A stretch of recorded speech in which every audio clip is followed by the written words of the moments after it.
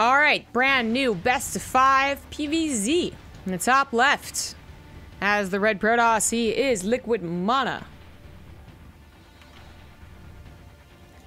In the bottom right, as the blue Zerg, it is Liquid Snute.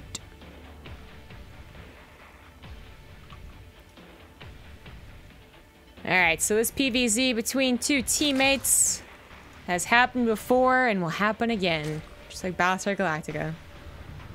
Actually, I recall this was a semi-final, if I'm recalling absolutely correctly, of the very first TING season, where MaNa was able to take it, surprisingly, even back then, a couple years ago. Snute's been a dominating Zerg force for quite a few years. Because he said that he was playing to Snute more than he was playing to Zerg. Now, he hasn't been so fortunate in that philosophy in the last couple times they faced off, I'm pretty sure. But MaNa did have a surprising road to even to get here in the last couple of weeks, whereas he's had a couple of upsetting groups. Actually, I wanted to go and take a look at it, but I didn't have time. So perhaps I'll just do that now. We see a very typical opener happen. And 7X are now being added on to the front lines. Snute, of course, preparing for BlizzCon. Needs to be wary of showing too much of his Zerg versus Protoss, as he does have stats in his group. I don't think that's who he's facing first, but I'm not quite sure. Oops. The last time these guys played, Snute was able to get victory. And the time before that, actually, in Ladder Heroes, MaNa was able to take it. But it has been certainly Snute's favored. Enough of the Nexus watching. Probe to get a decent scout, right? I got all up in there. Saw that speed is on the way, nothing too weird. And we are waiting to see if MaNa adds on the Nexus or not. Or Nexus, no, sorry. Stargate or not. I was looking at a Nexus while multitasking. There is the Stargate. I think he's already added on a Nexus or two. We saw MaNa actually 3-1 DNS and 3-1 Stefano last time we saw him for Ting. And I think 3-1ing DNS was certainly a surprise. Stefano's always a bit of a question mark, despite how everyone agrees that he's playing very well. He still doesn't perform too great in tournaments. But DNS certainly, we just saw, had a very good PvP, and MaNa was able to take him down. So I mentioned that I thought it would be Snute first, Harson second in this group. But if MaNa had some good PvP, then I think he could take second. And I'm still going to hold to that, especially with the consideration of his last PvPs in mind. But for this game right now, this best of 5, I got to give it to Snute. I think he's probably preparing very hard for this matchup. He was in Korea training for a little while, which, of course, Korea is well known for its Terrans. It generally has a lot of good Protoss on the ladder as well. And it's just always had the upper hand against MaNa.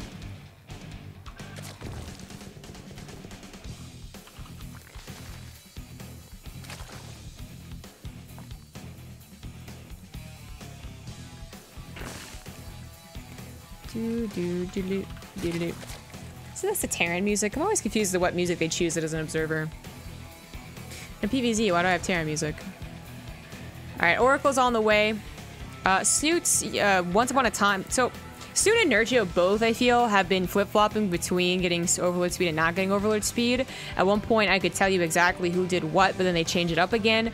And now I was going to say that while Snute, I think, maybe 1 or 2 months ago, wasn't getting too much in the Overlord speed, it really seems to be coming around. That is just too good to pass up. Of course, the first Overlord Scout, if you have one over here and one over there, for instance, you generally see everything.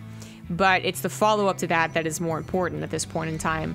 You know it's probably going to be a Stargate, most games, but then is it into more Stargates? Is it into a Twilight Council? Is it more Stargates into a Twilight Council? Is it more Stargates into more Like, it's the follow-up that you're really going to be careful about, more so than it is predicting whether it's an all-in or not, because most Protosses are really holding off on the 2 base all-ins. Now, Void Ray pops out, but not in time to kill the Overlord. Sees triple Stargate. MaNa has been a character about this, where he's gone for more than the usual mass Oracles. He's gone into literally just Oracles, not even bothering to go into a Fleet Beacon or a Twilight Council or any of that, which I didn't really like, but did work out. some of the games that I saw him, so we'll see. Snute, what has he been training for against Oracles? Now, in Montreal, he had not a very famous game, but because it was a broadcast, but it was, well, not on the main stage anyways, but did happen, Snute versus Haas. And Infestors are the first defense to Oracles, usually. In fact, you might even have to get them first before Hydras, which sounds counterintuitive, but as we've witnessed the Oracles develop is actually the way you probably should be doing it. The initial defense is really Queens and Spore Crawlers, the second defense is Infestors, and the third defense is, well, at that point in time, getting an army and killing the guy. You do have some Zerg players going for Spires, hoping they won't be scouted first, but even if they are, still using it as a composition, and that can work as well. We might even see that, considering that they have potentially 5 games to play, and Snute could react many different ways against what MaNa might be doing every single game, even. Now, he's following up a double forge, which is going to be quite expensive, but he has 3 bases fully saturated with gases, so he can afford this. It's just more of a question of, like, you know, does the Templar Archives go down very quickly after that? Because he certainly can afford triple Oracle production upgrades and Archons. That would be quite difficult to do. But a lot of chaos is happening here. Void Ray combined with the Oracles can take down Spore Crawlers and buildings. Currently going after the Hydralisk Den. Spore Crawler nabs one of the Oracles, which is nice. 2 Infestors are out, but just not in position and not able to help, too, because they don't have pathogen glands. A couple of Infested Terrans isn't going to do too much. Hydralisk Den gets broken. It's down. Doesn't get the upgrade either, but a couple of Oracles lost their lives to the Spore Crawler. So maybe not the worst situation for Snute to be in. He's doubled up on Spore Crawlers in every single base, maybe even triple, I think, at the natural. No, okay, maybe I just miscounted. I can't count, obviously. But it's like quadruple in the main, where that's all of his important tech is. Finally adding on a Bailey Nest as well, because eventually you are expecting them to get to Zealots. He's got a lot of Queens, they just weren't in position. Hasn't done a scout following the triple Stargate being scouted, so doesn't know the timing of a potential swap into ground, but is probably expecting it.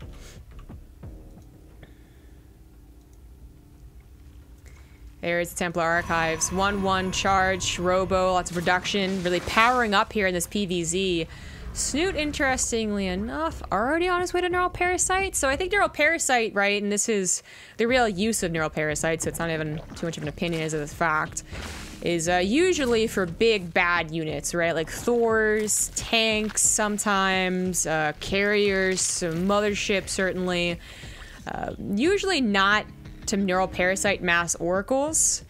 He might be just anticipating how this game is going to go, but the speed of the Neural Parasite is what really has me thrown off. Like, before Pathogen Glands, that's, I think, a little weird, because I don't think he's going to get too many opportunities where Neural Parasiting Oracles is going to be the difference of winning a fight or losing one. But it will be helpful come minute 12 or 13, certainly. We have MaNa really powering up on his ground, so going up the triple Robo and getting Storm is kind of done with his Oracle shenanigans, only going up to 11. Well, a couple died, but only 11 right here, right now. Since some of them died, and he has been, I guess, trying to use them to harass and scout, there aren't a lot of stasis traps, which I do think is a bit of a problem.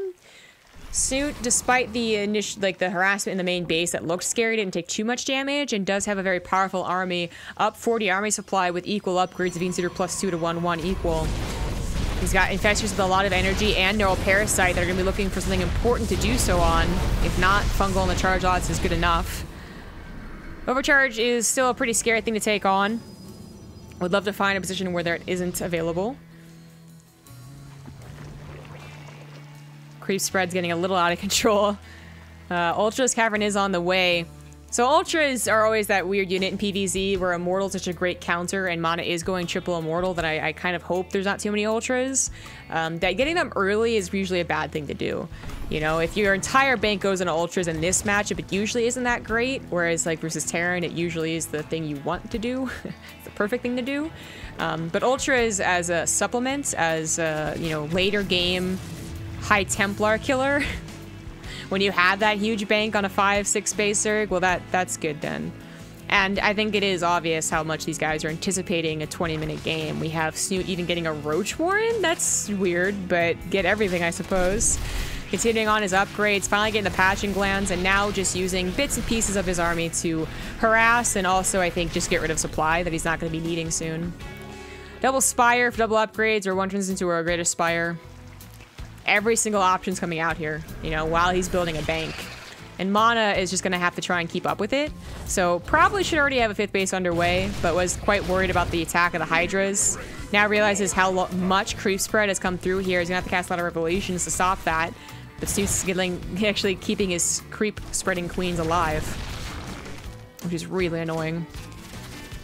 Actually a lot of charge lots, but minor because Hydras were in position. Well, they were in position. Ha! Okay, and more come back, but this is where MaNa, the harassment doesn't get, well, actually 13 drones isn't too bad, but it's more about putting them out of position. Finally, finding the queens too. They had so much energy. That's a lot of transfuses for some of these important, bigger units coming out soon, as well as that creep spread. Not going to remake those queens, but instead make more drones, get some static defense. Snute, certainly being one of the masters of late game ZV anything, is totally prepared to go into a patient defensive game. How much has he learned from being in Korea, watching the Korean VODs? Dark has certainly put on a couple of clinics against Protoss late game that I hope Zergs are paying attention to, and I'd be shocked if they weren't. But a hatchery still goes down. Snute not at that point of, you know, 10,000 bank where this is all just negligible. Losing drones, losing hatcheries, you got to be a little careful, could add up. But still kind of concerned that MaNa hasn't expanded again. I said that he might want a 5th base like 2 minutes ago, and he still doesn't have one. You know, that 5th base, the sooner you get it, the sooner you can add defenses to it, you know? I think it's a little hit squad to kill the creep tumors. Creep isn't as much of a benefit in this matchup as it is versus Terran, rather. Of course, typical hooks, especially this late into the game. Actually, I guess it's really changed, hasn't it, for the last 2 or 3 years? Usually Protoss never had to worry about banelings, but that's been changed. Still, in this situation, we haven't seen a lot of banelings, so it's not like Snute's going to get that immediate benefit, but you don't want to end up on creep as any race versus her. Even in ZVZ, there still might be something to be said about going up onto your opponent's creep. They get the scouting, which is them to get to better surrounds, and faster surrounds as everything does benefit from creep in StarCraft 2. So cleaning it up is something you should be doing. Just a little bit of tidying up here. 6th base now on the way. MaNa finally getting his 5th and getting the defenses set up. All the upgrades again. More infestors. More spellcasters. Great. Can't wait to cast this best of 5, guys. It's gonna be amazing.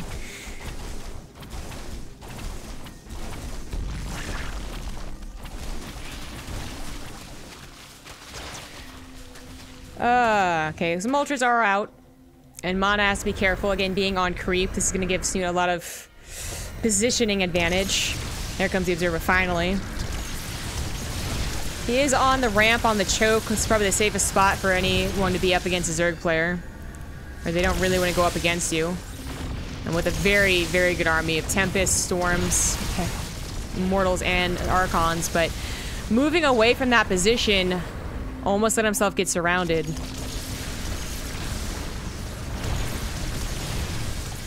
Spore Crawlers providing a little bit of extra damage, perhaps, to the Mothership or the Oracles, but also providing detection, I guess, in case any of the Overseers died.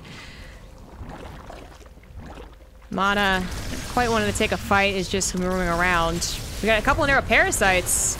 There we go, on some of these big units. Targeting down a Tempest, and of course then target firing once they're, once they're not useful anymore. He's gonna lose his 6th base, and that was, I guess, an okay trade there. These changes are gonna keep confusing me. Carrier is now on the way. MaNa losing his gas geysers soon. He's gonna have to take these new ones. They both are banking quite a lot, but Snute, despite being on the faster bases, not really getting the bigger bank. Resources lost, really, quite even. And income, obviously, spiking occasionally for Snute. Not too bad.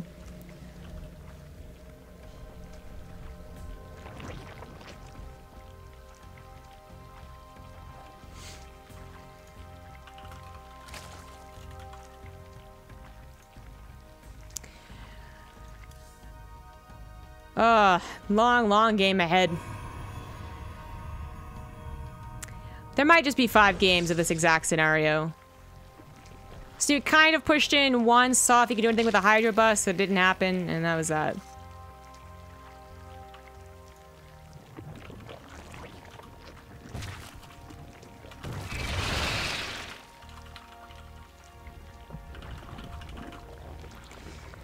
That is a lot of Stargates. And we have Shadow Stride. That's the name of it? Oh, such a stupid name. Dark Templar Blink on the way, keeping them alive. And providing a lot of harassments. It's gonna make it easier on MaNa's bank.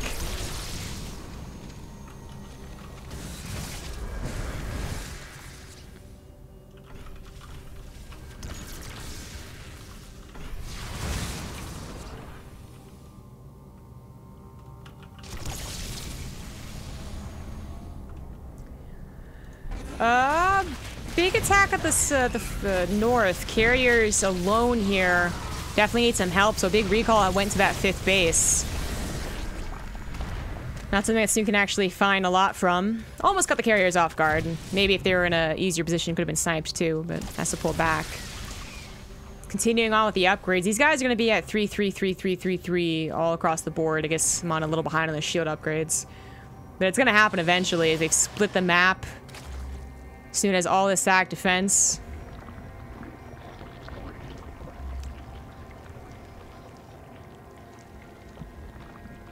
Generally, I mean, I've always been on the train of like, if Protoss gets to this position, they have a much higher chance of winning.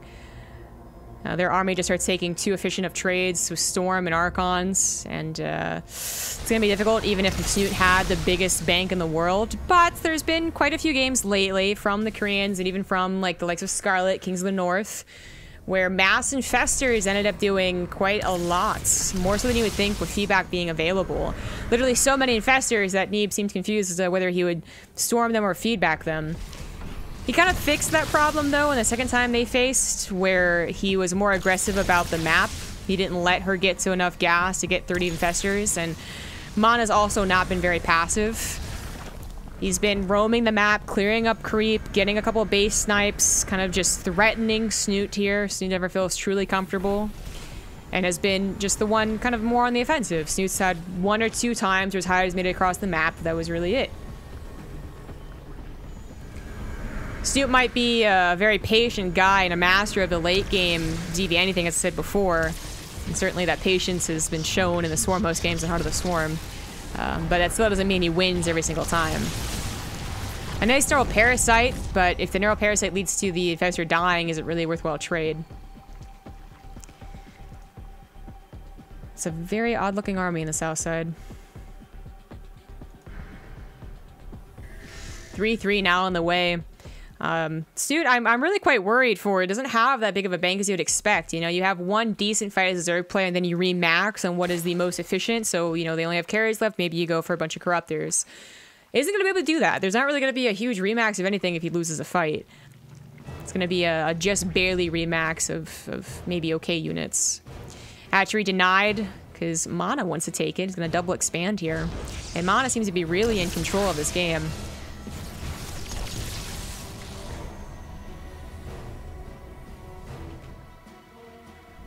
Army's getting really big now. I'm gonna double zoom out.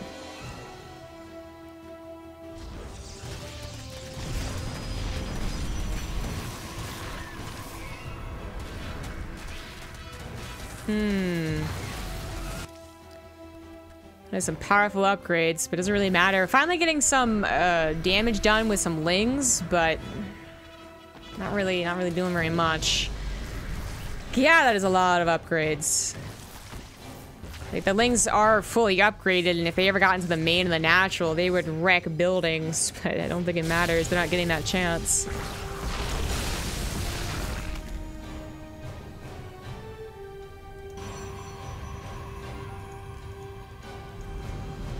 Well, as much as MaNa is, I think, getting benefits from being roaming around the map like this, he's kind of got control over the game. One engagement could really turn the tides of battle. Some awesome neural parasites, maybe a severe lack of detection. Certainly has happened before where oracles are dead or out of position and you're like, oh, shit, I don't have an observer. That has happened. That has led to Infestors getting too much damage done. But MaNa's kind of covering all of his bases. He's got 2 Observers, not just 1, and he's got a lot of Oracles still ready to go to cast Revelation, so he's never caught by surprise by Infestors, of which there aren't really that impressive of an amount. 6 going up to 8 with 2 more is not that scary, even if they're full energy. In fact, if they're full energy, that just means the feedback's going to be even more powerful. This little hit squad is going to try and take care of Spore Crawlers, which is a good use of the Immortals. Once you see there's not a lot of Ultras left over, the Immortals maybe aren't that most useful units. This many Spore Crawlers would really help a main army. I mean, that was like 10 Spore Crawlers adding a lot of damage onto the Interceptors, but the main army wasn't here to back them up. So the carrier's still with some left over, still trying to take this fight. Some Fungals do go down, along with feedback, some Storms too. Probably the biggest battle we've had in the last 10 minutes, but ends up being pretty equal as they both come back from the engagement. Even supply. These Immortals, they clear up all the Spore Crawlers against the left side, but there's plenty more at that 5th base, 6th base. You can count. And MaNa, while no one's taken this base yet, and now Snute has crew spread over it, is finally going to be able to use this one as soon as he wants to. It's 64 probes, so 40 free drones, 44 drones. I said 43. And Snute does need to be careful again about thinking that he can remax and not being able to. Count Infested going up to 10 is a little bit scarier. Oh boy. 7 carriers. I guess it's one thing to note, you know, when the Protoss remaxes, it's really not instantly. Carriers take a long time to make, so perhaps Snute takes the momentum when he takes a good fight and then immediately counters. But not really doing so. Definitely one of Snute's, I think, main weaknesses that a lot of people do get advantage of is that he doesn't quite have that bloodlust. Sometimes he'll have a winning position and not quite push in.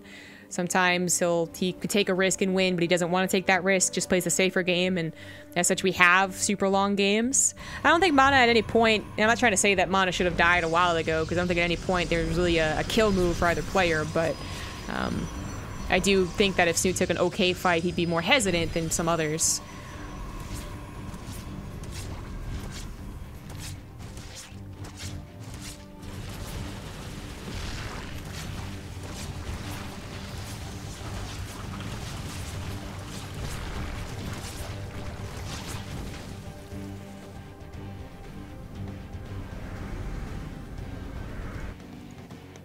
Oh, 3-3 now on the way. Finally collecting every single upgrade. More Spore Crawlers, more drones. These bases, Ascension to Ire is very typical. These bases are the last ones to be taken. They might even come down to the point where they are the most important bases to be taken.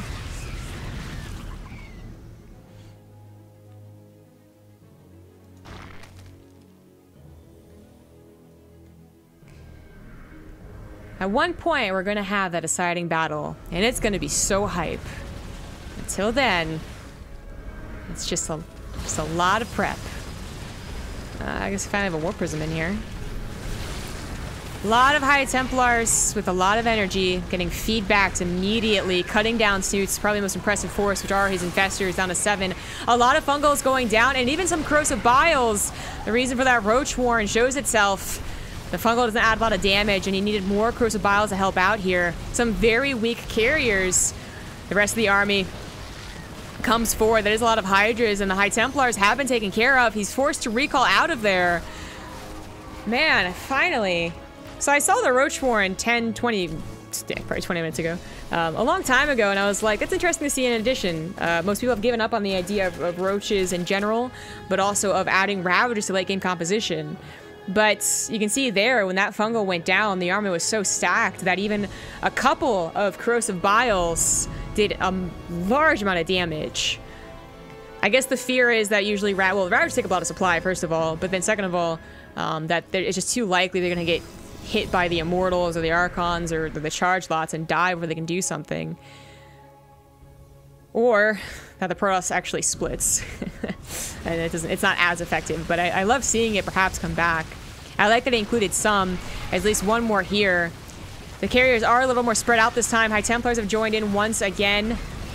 Even though the lower on energy feedbacks are probably what's going to be most important. Interceptors even being fungaled. On top of the Spore Crawlers, a little bit of extra damage, but Snute has run out of bank. He's running out of army. He's about to lose this game. He managed to bring it to 26 minutes, but MaNa, I like the way that he played this. I do. Some last couple of Corruptors come in, and MaNa plays it safe by recalling out. It was 12 Corruptors to 12 Carriers. Perhaps just a little too scared of losing. I mean, that is kind of the funny thing about the Protoss army. Carriers are beefy, they take a long time to make, they have all their upgrades, sure, at tier 3 tech, but if they are left alone, they can go down surprisingly quickly when they're in range of whatever's going to take them down, whether it's Hydras or Corruptors. So, to be a little cautious is probably a smart thing to do.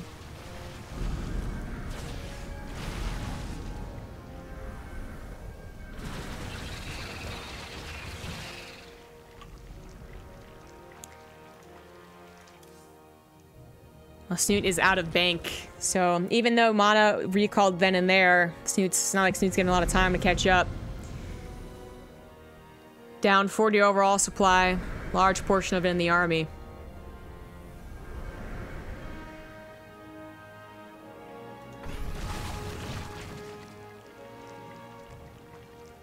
And the game continues on.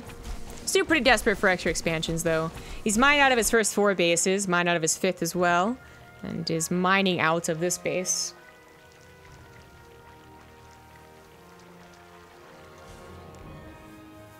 A lot more Ravagers have been added in, up to 8 of them now. Looking for that one awesome fungal. I mean, if that many Corrosive Biles, a lot of armor supply could be gone in an instant. We'll see what happens. These are somewhat clumped up, but the fungals don't go down, so they spread. And all the Corrosive Biles actually miss. Manages to grab the mothership, but is it really the most important thing of MaNa's army? He takes away the option to recall, which MaNa has been pretty freely using every single time he thinks the fight's about to go bad. But I think he still takes the fight. Mothership ends up surviving, but again, she doesn't have the recall. And while there are a lot of Corruptors left over with all of their upgrades, 13 to 11 carriers, a couple of Void Rays added in with Overcharge are a big difference maker, and Snute is gonna have to tap out. GG. Dear Lord, 28-minute game. Oh, my cat left. Damn it. One use, Paula. Where'd he even go? Alright, he's gone. He's left. Oh boy, okay, that was a very long game. I'm gonna go to a 2-minute break while we set up Mech Depot. See you soon. Oh, thank you very much for letting me take that break. In the bottom left, as the Blue Protoss, he is MaNa. In the top right, as the Red Zerg, he is Liquid Snute. Crazy long game. And possibly more to come. As, that was not too atypical of what I would expect between such players. MaNa and Snute, teammates, friends. Protoss versus Zerg, and let's be honest, a lot of the times, even if their opponent is pretty aggressive, Snute does create those longer games by being so defensive. Oh, stupid Windows just did the thing. There we go. So it could happen again. I mean, Snute can go for his own aggressive style. It's just that I think his preference has always been to go super late game. MaNa also certainly can go aggressive. Might just figure that Snute would be too on guard against it and is going for the safer style, as you know, you saw playing into that late game. He won it. It was actually a very solid win where it looked like he was going to win it for about 10 minutes at least. So for him to just like be like, okay, bring it on, it's probably fine for him to do. Even though Snute's usually the more comfortable one in it. Mech Depot, certainly another map where you can go into late game PvZ. I didn't quite catch which ones they vetoed, but if it's the smaller maps, then oh boy. If I had to guess, I guess Snute would veto Acolyte and MaNa might veto Catalina.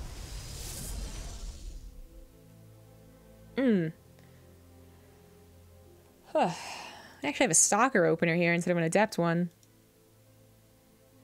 Sometimes it seems largely like one player likes it more than the others, but a lot of times it also is to try and hide that you're doing something different. A little pointless against someone who does usually go for Overlord speed, though. Stalker's not going to be able to kill it in time, but Perhaps Snute doesn't always go for Overlord speed. He did last game, and it did help him see the triple Stargate, but it wasn't much use otherwise.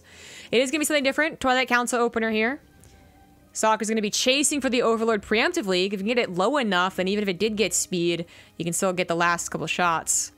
And this is not going to look like speed as he's taken... Well, he hasn't taken guys off of gas. Still at 100 and... Oh, whoops, I'm looking at the wrong one. Alright, yeah, he just took guys off gas at 200, so it is going to be Overlord speed, which is a pretty fast upgrade. You can see it's 43 seconds. And MaNa not being able to find the Overlord, that thing is probably going to get a scout. It's going to be Resident Glaive's opener, double gateway added on, probably into a third base eventually. Sometimes this looks really silly, to be honest. When the Zerg player detects it's happening and then just catches the Adepts in transit, it looks like a questionable build. But then some other times it looks like a perfectly fine opener into 3 base. Since you can decide perhaps not to use the Adepts aggressively, just kind of threaten and poke and prod, and that still gets you some map control. I think the hope would be that it would surprise Snute, but with the Overlord having speed, the Soccer not getting any damage done on it preemptively, this thing's gonna scout everything.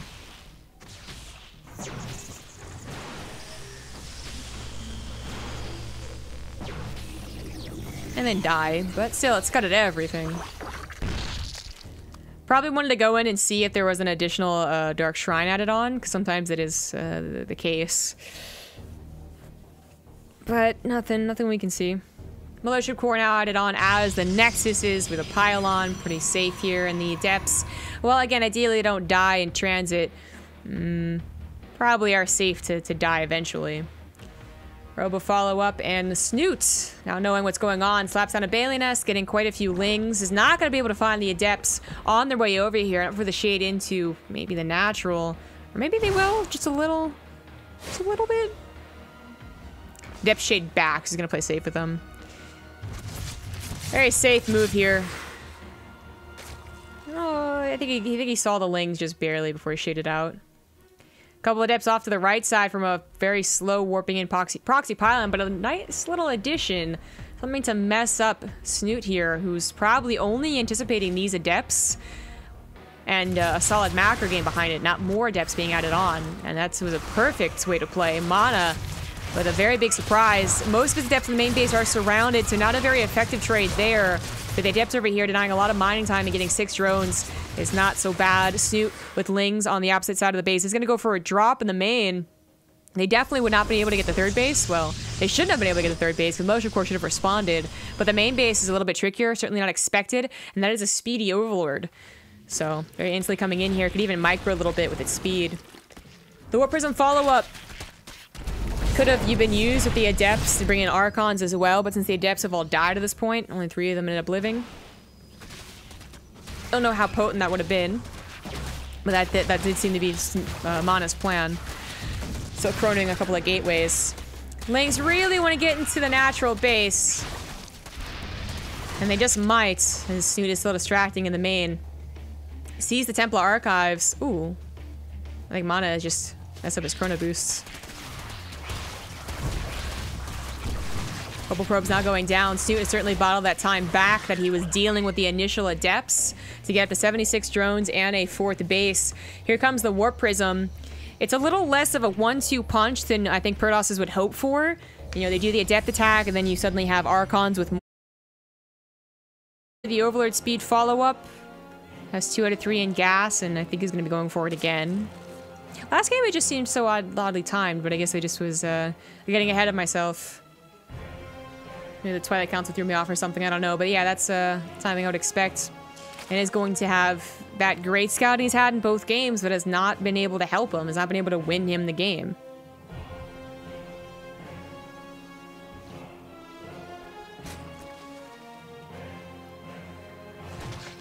Void Ray first? That is interesting. So certainly we see a lot of 2 Oracle into Void Ray, or maybe even 1 Oracle into Void Ray. But Void Ray first, it's definitely become a lot more uncommon. Yeah, I was gonna guess that meant something different than just regular Stargate play. And we do have a very fast Twilight Council follow-up. This seems really risky to do. You know, MaNa going for the Resident Glaive build last game, that wasn't too cheesy. It was different, and kind of hoping that it would not be scouted is one thing, but, you know... Oh, no. Okay, I was gonna say... But being doomed if it is scouted is a different thing. That Twilight counts Resident Glaives build into a third base is not really gloom and doom if it's scouted. But this could have been. But Snute, even though he kind of almost went in to check again, to be like, oh, is there anything else? Like, let me just double check. Died before he could do it. Void Ray damage is pretty good. And considering that it was a Stargate opener, he might just be thinking like, well, it was a little weird to see a Void Ray that fast. I'm not going to be too worried about it. Like, I think it is just going to be a Stargate opener. And really, we still have that addition of Resident Glaives. This could be something that Snute just over-drones against, basically. Because you see a Stargate as a Zerg player, and you're worried more about harassment until they get to, like, 10 oracles. So Spore Crawler and Queens take care of it while you just get as many drones as possible. There are very few additions to Stargate play that hit you that fast. Maybe it combines with 6 or 7 Adepts and 2 Oracles, and that certainly can be a devastating blow to a lot of Zergs. But ideally, you'd be able to scout it. He sees the Oracle. To be expected, he has the Spore Crawlers, he has the Queens, but as you can see, he is just continuing to drone. He's going for a faster lair than you really have to get. You know, I think the more typical one is like around 5 minutes. And we'll be having access to really fast Hydralisk Den, which is exactly what he's going to do. But MaNa, probably doing this build exactly for this, is going to catch Snute without much army and with Hydras potentially that are going to be weak against Adepts in the early game, you know, until their numbers are much higher. Snute seems to really be predicting the mass oracles, by the way. Has not gotten any further scouting other than seeing the third base, which is normal. He's going for 3 extra Spore Crawlers, which is not going to be helpful against the Adepts, and only minimally helpful against the Void Ray that will be accompanying. Now, this isn't death, you know, the death push of Adepts of 20 or 30, but it is such a surprise that Snute really didn't have much against it. This is the first time they really saw what was happening. Is probably realizing like, hey, wait a second, they also have Resident Glaives. What's going on here? And it's already losing so many drones. I think MaNa just got Snute. Now, if MaNa loses all of his Adepts, there might be a counterattack potential from Snute with the Hydras that he's getting, but the Hydras should actually die. They're coming out piecemeal here. The Oracle's even getting a couple of Lings that they really should not be. And I think Snute, yeah, just got to tap out. GG. Very clever little addition there. You know, even without the Resident Glaives, I think those Adepts still do a lot of damage. Snute was just simply being a little too greedy, but especially with Resident Glaives, he's being too greedy. Skipping a Baneling Nest. He clearly anticipated the wrong build. And MaNa takes a 3-0, which does harken back to Ting Season 1, where MaNa was like, I, you know, was playing more against Snute than I was Zerg, and it worked out. Seems to be the same case here. The next match is going to be the losers match, that we do on BaseTradeTV. So Snute versus DNS is going to be coming up here. These guys are always pretty eager to get things going. So this coin.